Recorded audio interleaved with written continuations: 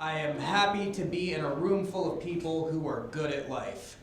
Because I suck at life, guys. Yeah, I used to tell my dad I want to be an actor, and he would tell me it's pronounced doctor.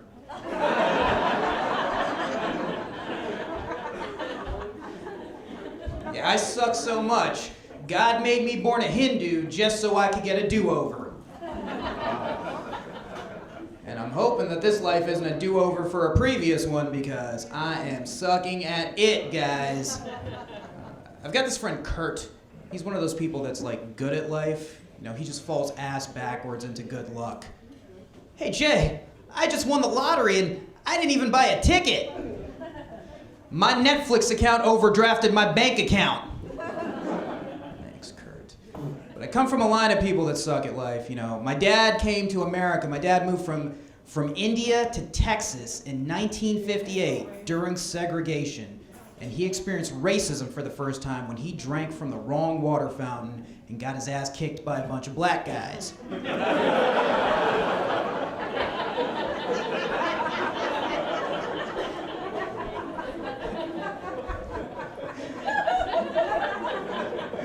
But you know, ultimately they all realize they're in this racism thing together. You know, they're both getting sprayed by fire hoses, except my dad was just happy to see running water.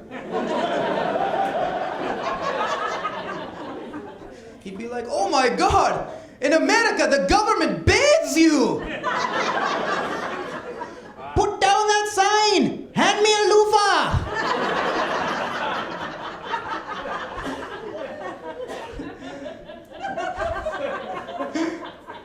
When my dad was younger, he was hanging out with this guy, and this guy knocked up a girl and just decided he was gonna leave. And my dad said, wait, so you're not going to see the child? You're not going to raise the child? You're just going to send him $5 on his birthday? Well, that's bloody brilliant! And that's how my dad chose to approach raising his 3 children. Except my dad didn't realize that the key part of being an absentee father is you need to leave.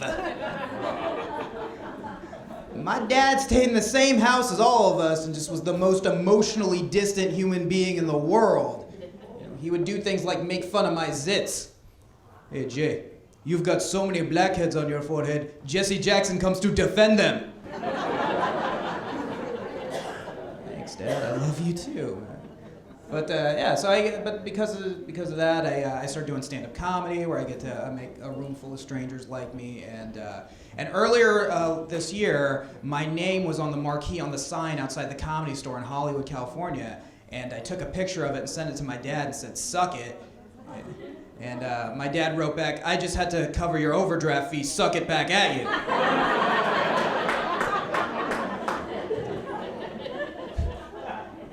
My mom was tough too. My mom used to do this thing. She would spend 10 cents a day to send these poor orphans in India to school. And then she would put their report cards up on our refrigerator and say to me, maybe he should live here and you should go live in his orphanage in India, to try and motivate me to get better grades in school. And you know, I don't know if this is the Indian way of motivating people. Like, I don't know if the kid in India, if the lady running his orphanage was saying to him, well, maybe if you get your grades up, that lady in America will adopt you.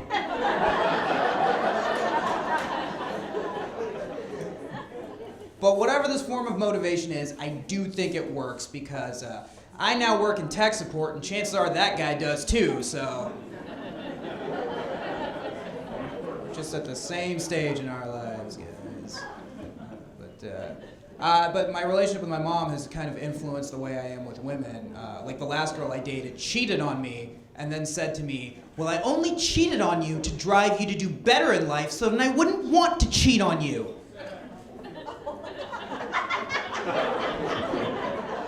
I'm not a bitch, I'm a motivator. Mom, is that you? Guys, I had to do a gig for a Saudi prince recently, and I got the gig because Aziz Ansari from the TV show Parks and Recreation turned it down, and I'm a 15th of the price. But But these Saudi princes have so much money, I don't know why price would be an issue for this guy, you know. It's almost like he went to Walmart and they were out of Die Hard on Blu-ray, so he just went into the bargain bin. Oh, Mariah Carey's Glitter, you'll do. But the gig wasn't in Saudi Arabia, it was in the Saudi Arabian extension called the Beverly Hilton Hotel. And I guarantee you, even though the prince owns the hotel, when he checks out and he gets his bill for $0, he still says, okay, but what's my price? I took some friends with me, or witnesses, whatever you want to call them, and when we got to the gig, the men and the women were separated because in Middle Eastern culture, when the men and women are out in public, they're separated, and they do this because if they get blown up, all the women want to be blown up together.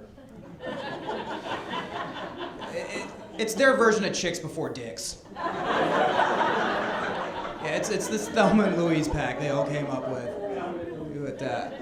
But we weren't allowed to address the fact that the men and women were separated. And so my friend Alex went on stage, and the first thing he said was, "Hey, why ain't you dudes sitting with those girls? Are y'all gay?" And I felt the beheading coming on. And the prince yells out, "Well, you're the one who walked in with 3 guys."